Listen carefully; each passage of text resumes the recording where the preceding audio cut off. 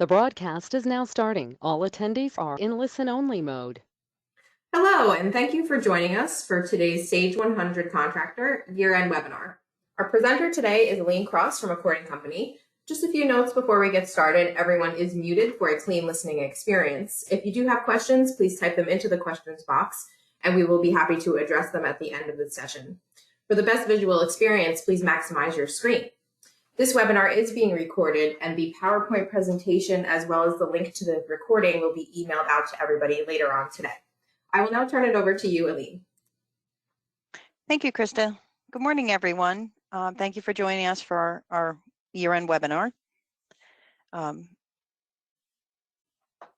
agenda today is going to include the supported versions of Sage 100 for the year-end, preparing your company for the year-end, including your payroll audits. We'll look at some calculation settings, the Affordable Care Act setup, closing and archiving the payroll, the Atrix integration for federal and state reports, your year-end payroll reporting, W-2s, W-3s, the state forms and filing options, year-end vendor reporting, and then we'll show you the resources that are available to you.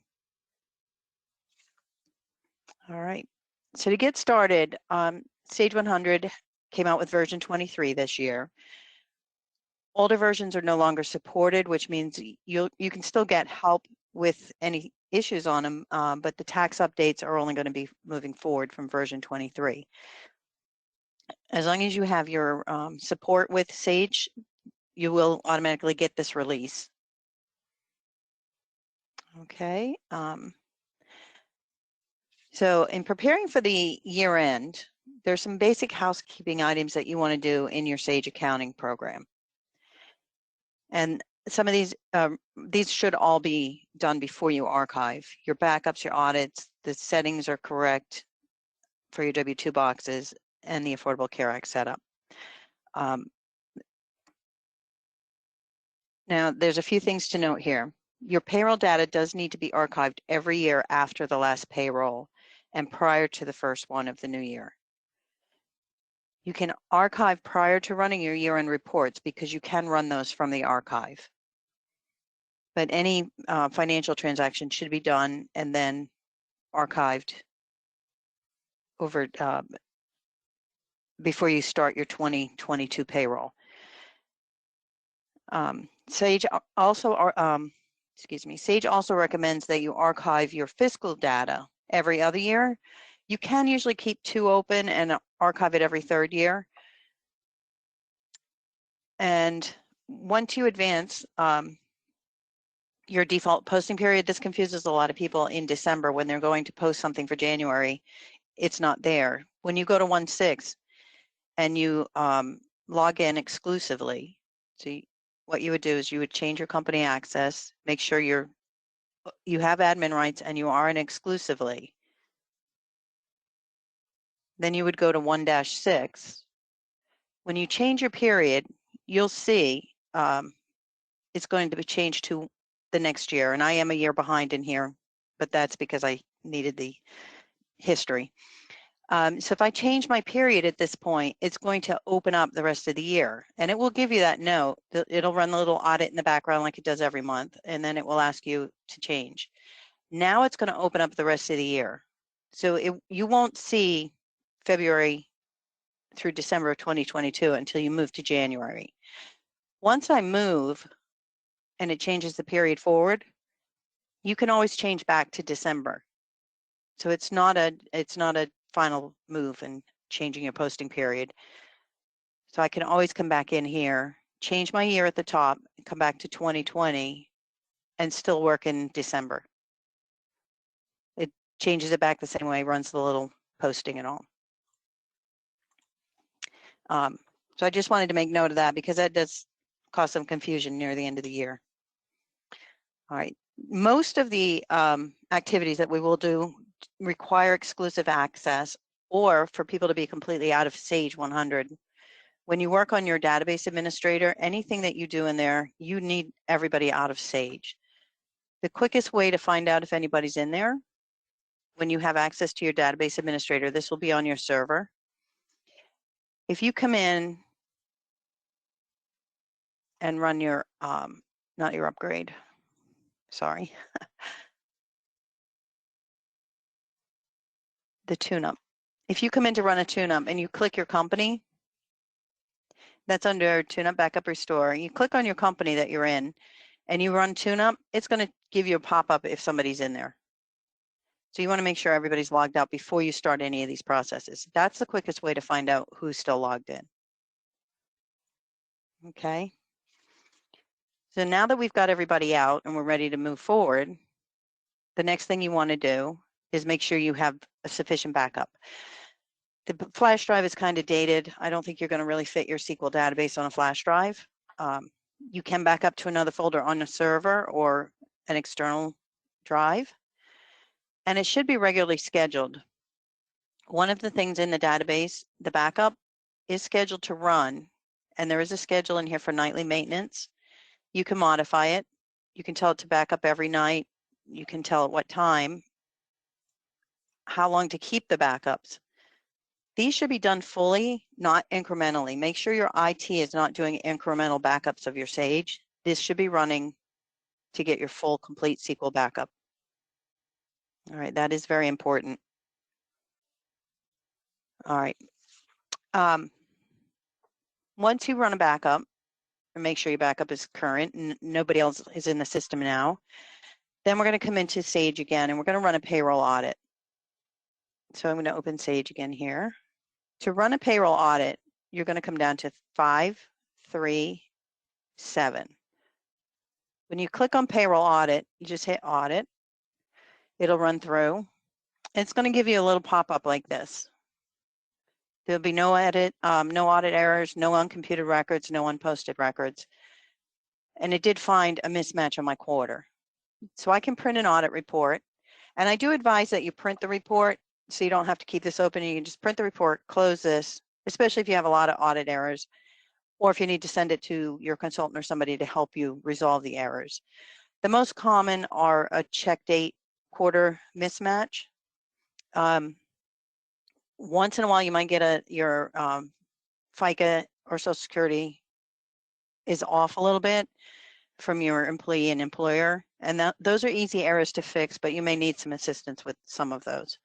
This one is a simple one, so I just say, yes, print my audit report, and I just pop it on the screen. I don't want to do that. I want to do a preview. It's going to show me that the quarter does not match on which record number. And this is why it's nice to print it out, because it gives you the list of record numbers, especially if there's multiple. So I know that's record 294. So I'm just going to go right back into my payroll record, put in 294, and I can see that the check was printed in December, so this should be quarter 4. It's always going to be your check date, never your period end date. Once I save that, I could run the audit again and it would go away, but that's what you want to make sure. Fix your errors, run the audit again, come up with no errors. Okay. The next thing we're going to look at in Sage are your payroll calculations. There are a few calculations in here that have to have specific information, and it would have most likely been set up when you created the calculation. Anything with a 401 of any type, when you selected elected deferrals, it usually told you needed a box and a code. Sage does provide those codes on the help menu, and there's also a list in this PowerPoint of what goes into box 12 for the code. So you can see D is your elective deferrals is D, but if it's a Roth, it's a AA. So there's a difference. You want to make sure you have the correct code in that box. All right. Other things are going to be like union dues. Those usually are reported in box 14. So you would put a 14 in here, and you can put dues in here. So box 14 is usually state disabilities, like I said, union dues, health insurance premiums, other items that need to be reported on the W-2. All right, so you want to make sure all of those are in place for your specific calculations. And everyone does have different calculations, so that's why they don't default things like that. Okay. The Affordable Care Act, it's been out for a while. Most companies don't have to do their own reporting. If you have a health insurance company, they usually take care of all the reporting for you. But we do on our employee setup have the Affordable Care Act tab where you would fill in the information per employee.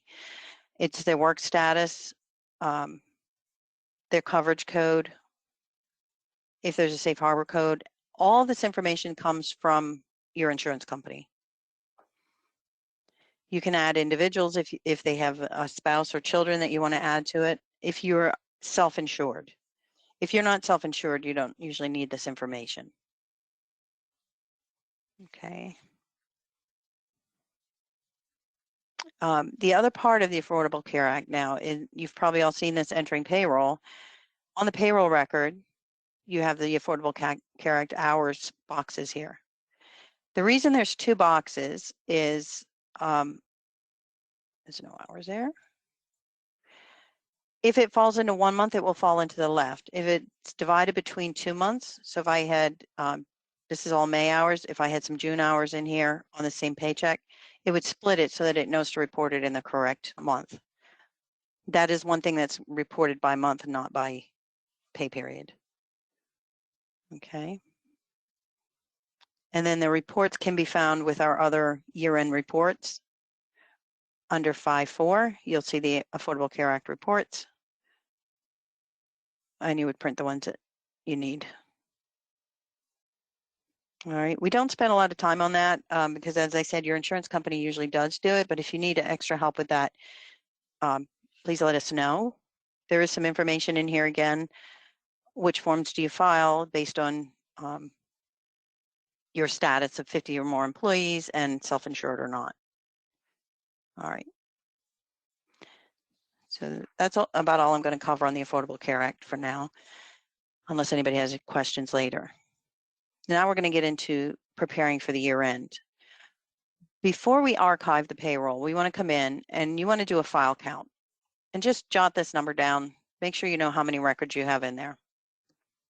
All right, that's under 522 payroll records, and it's just under file count, and it just pops right up.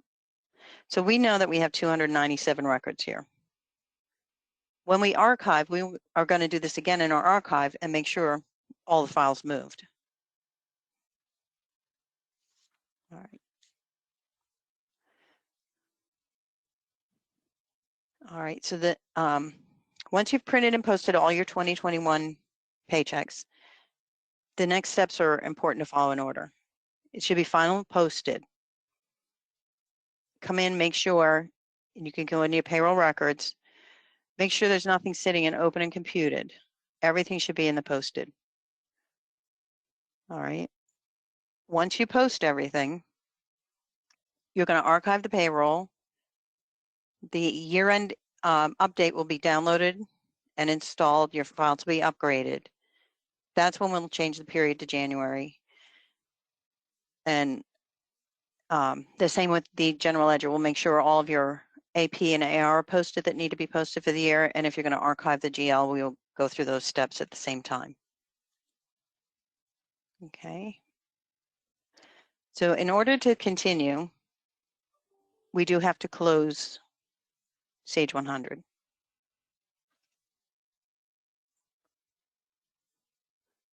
All right.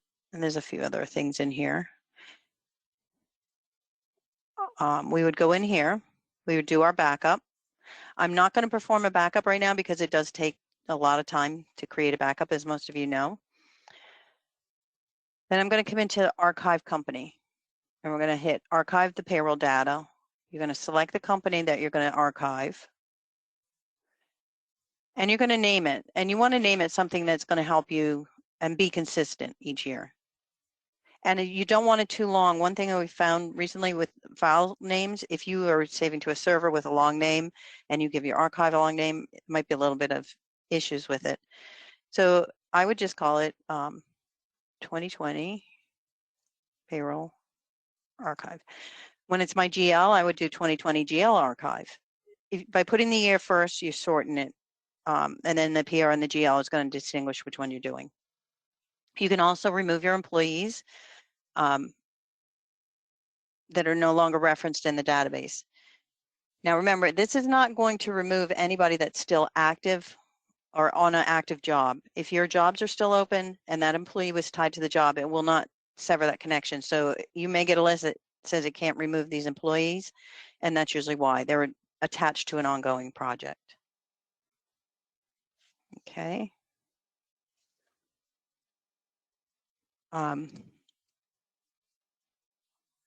next step, once you hit Create Archive, it's going to make sure that it gives you this little pop-up note to make sure you know that you're actually deleting all the payroll records from your current database.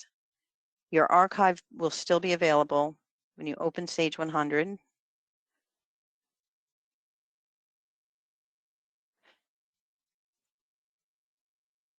You've probably all seen the little tab. If you have an archive, you might not if you haven't had an archive yet.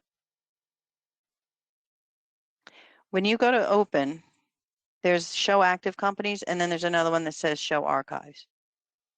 So your archives will all be listed in here, and your active companies will be there. All right.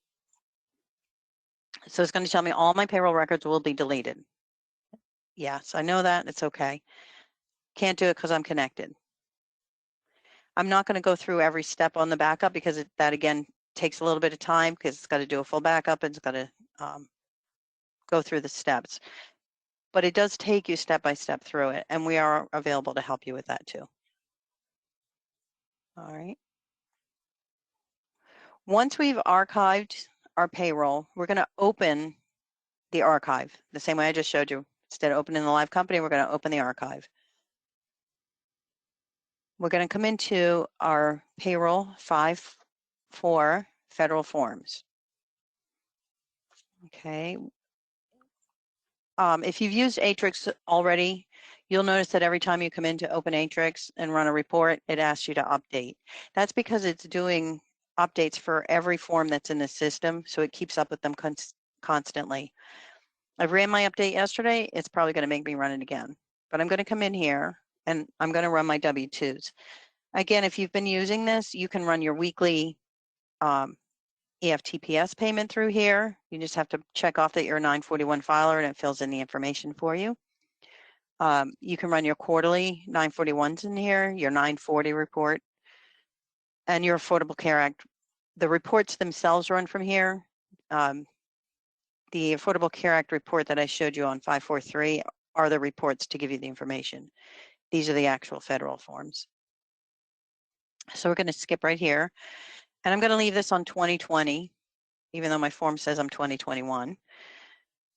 And I'm just going to hit Run Report. It goes through and does a count.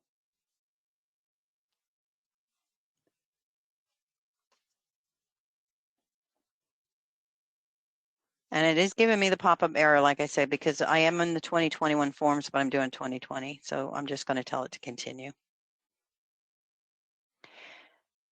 It does go through some setup steps to make sure that your company information is in place. The very first window that pops up, do you want to run them? I always advise do a test run. If you're missing information, you want to go back to Sage 100 and fill in that missing information. If there's social security numbers or addresses or codes you haven't got properly in the records, you want to go back and put it in, because Sage 100 will fill in Atrix forms. Atrix forms will not backfill to Sage 100. So I could go in and change things on my W-2 as I'm processing them, but then I'd still have to go back and do it. Test run also lets you know what you're in store for without creating the actual documents. So we're going to hit test run. It checks your setup to make sure you have your federal ID number in.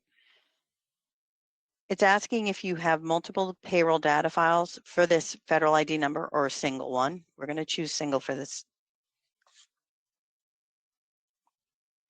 And then it's going to make sure your company is set up. It won't take the X's, so we're going to put a address in here.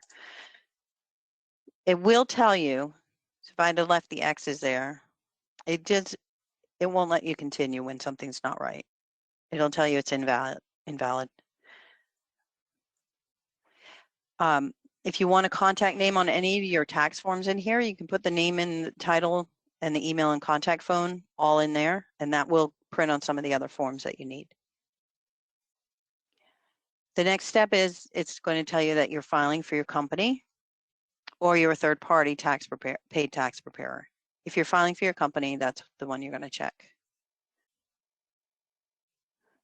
And when you get into here, it's going to look to make sure all of your state tax numbers are in place.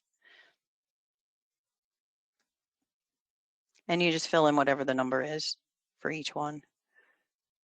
And mine doesn't seem to be saving because I did put these in.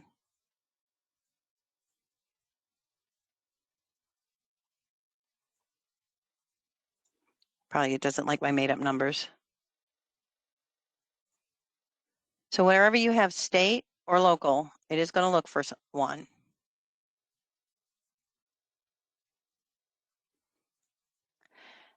If you have local tax, I don't know if any of you are from Pennsylvania on here, you will have all of your residents here.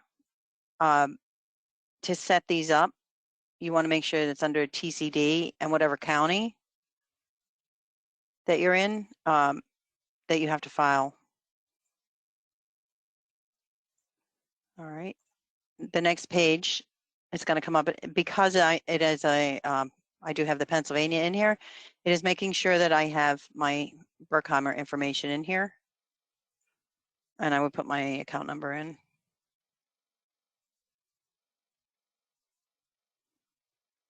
So that it gets your PSD code.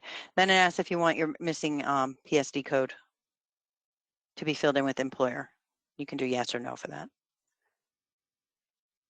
The next is your verification of your data. Do you have any employees who are exempt from Medicare or Social Security? You may have. So that's why it kind of leaves that default. And then control numbers, members of the clergy, it's just checklists. You just read the questions and apply it. This one needs a little bit more information. If you are going to use control numbers, what are you going to put in there?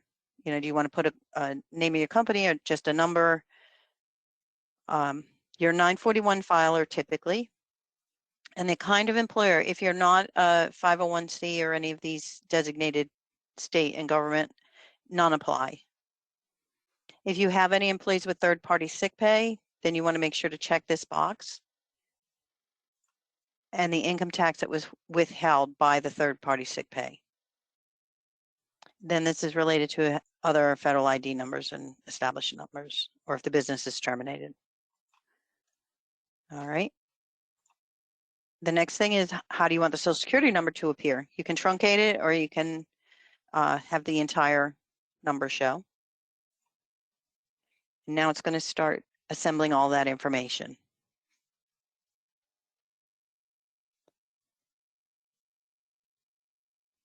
This is where you're going to verify all the information. And again, I'm doing a test run, so it's going to pop this up. So your screen pops up. It's got your columns. Each column has what box it's going to be on the form and what goes in that box. As you hit through the next steps, it shows you what it's verifying. The first one was the employee information itself, then the employee address.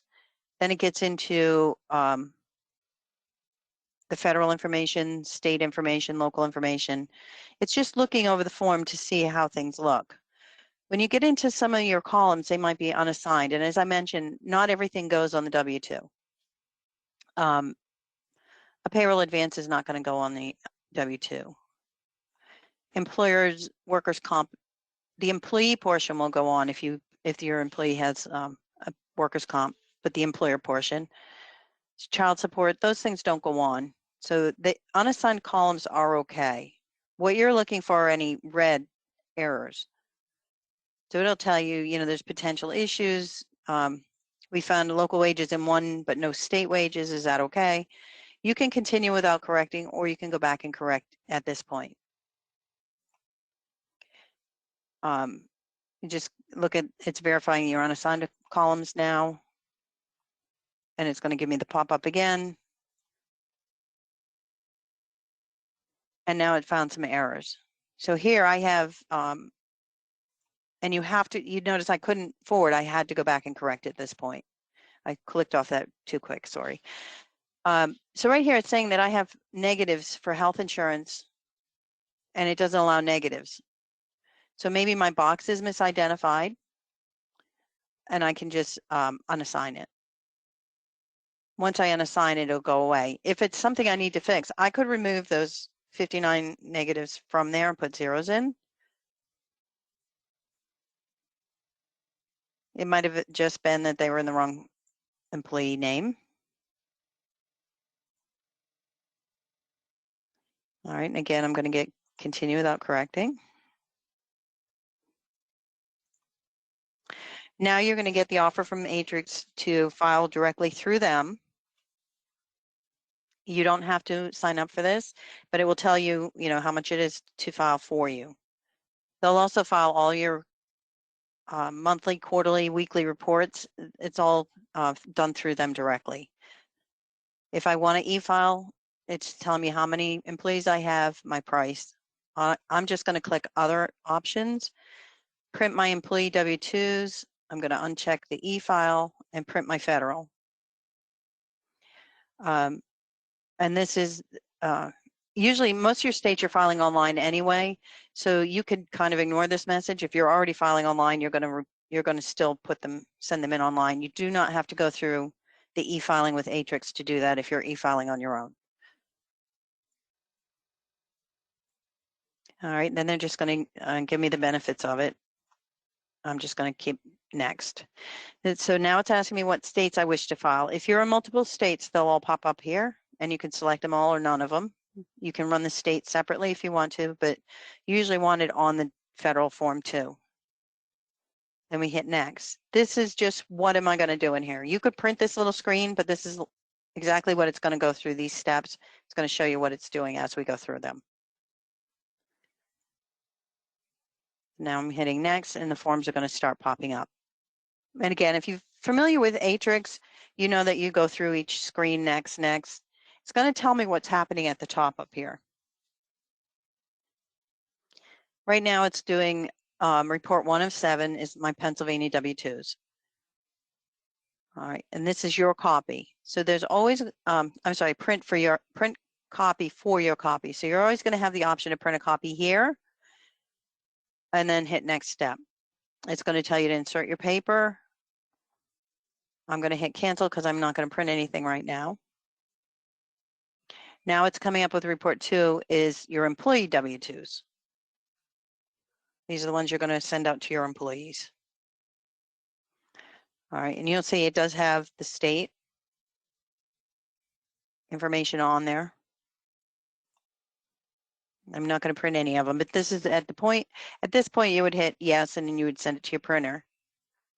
It does follow up with asking if you want a PDF copy.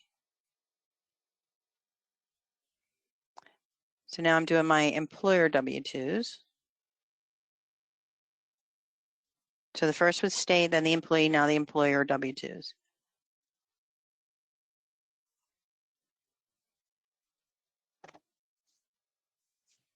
Sorry, I know this is a little time consuming here. Print 4 of 7 is this is the copy that goes to the government, the federal W-2 copy. There's only ever 2 to a page. You'll notice these are all printing in black and white. You don't print the red copies any longer. Everything is done to, if you order your forms from Sage, there'll be a blank 4-part form and they'll all print to the blank form.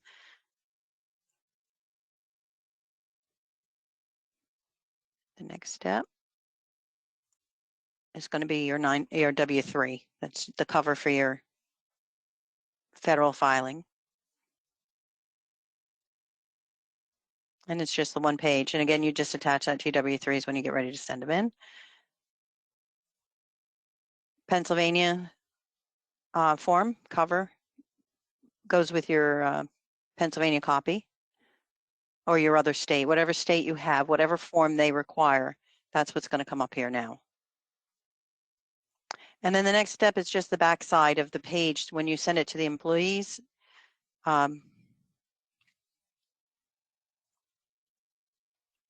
Here's where I can export to PDF if I want to. And then the W-2 notice prints on the back side if you want to. It just gives you one copy. You can print it on the back. When you print out the employee copy, you would print this on the back side of it or copy it onto the back side. All right. And that's it. Now, once I've done those, I can always come in and view my history and make updates or changes to them. And this is every form that you filed through Atrix, whether you filed it with Atrix or not, is going to be listed here. You can go back and open and edit the report and make changes to it. Okay. So that's it for the W-2 side of things. Now we also have the state forms. And again, depending on your state, they're listed all here individually. If you're in New Jersey, you're going to have your monthly, weekly, quarterly, your W-4, which goes with your W-2s. So all of your reports are in here. This is a reconciliation wages, but this one it would be go with new hire reports are on every state now. I don't think they're required in most states, but it is under there. PA, you have your Act 32 report, your 501, which is your Pennsylvania taxes, then your W-3s, and your unemployment. So everything is in here that typically is filed with the state. All right, you can always test drive these too, go back and fix them. If you go through the steps of the report and you close it at the end, you don't have to save it. It won't save anything. A lot of people run the reports in here and then file on their own. All right, so that's the payroll portion of it. The 1099s are where we're going to go next. So shifting gears a little bit here. On your vendors, there's a little bit of housekeeping you also want to do in here. If you're not getting any information, it could be that your vendors were not fully set up. So when you set up your vendors on the financial information tab, you want to make sure that they have their federal ID number and what type of 1099 they're going to receive. This changed last year from miscellaneous compensation to non-employee compensation. So it's now NEC instead of miscellaneous. You may have attorneys or rent or interest, or you may have no 1099. But you want to make sure these items are in place. Okay. There's a couple of reports we can run in here. So under 41161, there's your vendor 1099 report. So that's 41161. And when you run it, it's going to show you income for the year. You can run it sort of alphabetically. You can do what type of 1099. So if you don't get every vendor, you could do just by vendor type if you sort your vendors by type. Another one is, should have stayed in there. These are a couple things you might want to do housekeeping on at the end of the year. 41141 is your insurance report. That's going to show you when they expire. It's going to give you the vendor and their phone number. So you can get a list of who's expired. And then under 416, you also have an expired certificate letter that you could send out to the vendors. And you can pick an expiration date less or equal. It'll automatically generate the letter for your expired vendors. I'm not going to do that right now because all my vendors are probably expired. All right, to do the 1099s in here, 4-5 vendor 1099s. And you do have the choice. You can do the electronic consent ones. You can do a verification to verify your taxpayers. The NEC, miscellaneous or interest. You pick your year. Same as these steps are pretty much the same as any other of the Atrix forms in payroll. And you hit run report. And again, it's going to go through all of those those steps again.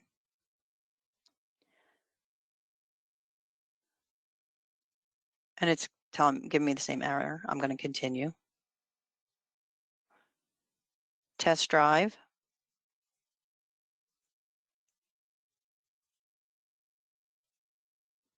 Same information is all in here. Same error message when I forget to change the same information. Filing for your company. Unless you hire a tax accountant to come in and use your system to do that, that's typically what it's going to be. Now, I don't have the state and local items because I'm not filing the same way I am doing payroll reports. So it's just going to come up with, and do we have any that want 1099s electronically? No truncation. Do I want to print zeros? And it's just going to open a similar screen to your W-2 screen.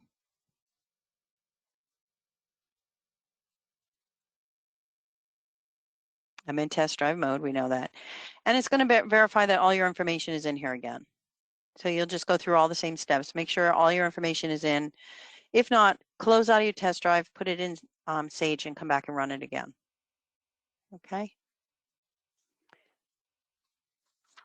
Again, it's just going to go through the same steps, create the form. I'm just going to close out of that.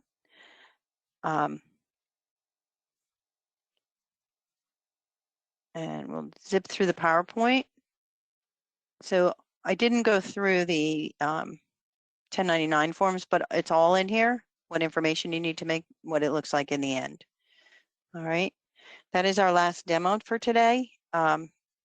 If you do have any questions, there are a lot of resources available with Sage. You could do the Sage Support live chat. There's also, and that's if you have your maintenance. If your annual maintenance is up to date, you can always just start a chat. The other options you have are Sage City, Sage Knowledge Base, Sage University. The links are all in here. The F1 key is very helpful. I didn't show it, but wherever I am in here, so it's the vendor 1099s, anytime you hit help, it takes you right to the menu that you're asking for help on. You can always go to another menu if you think you want to look at something else. The menu structure is exactly the same as Sage. And you can also type in information. So I just type in W2, there's my about my box. I can come right in here and get the code list that's in our. There's some helpful ones in here under the appendixes at the end of it. There's some features and reports, tax information setup, tax setup information. If you're looking to set things up, it goes through your federal and state tax setups. All right, so it's pretty big help menu in there. And of course, you always have your consultant at Accordant as an additional resource. And I guess we'll take questions now. If you type them into the chat, Crystal will read them off. Okay, great. Thanks, Elaine. We have a few questions in here, so first get started. Since it does another backup when you click Create Archive, do you still have to do the backup in the step before also? Yes, and I'll tell you why. A few years ago, I was doing a client, and excuse me, we went straight to the archive, and something damaged in the backup on the archive. We still had a backup from the day before, but not from right prior to it. So anything that was done that morning was lost. So make sure, so even I make mistakes on that.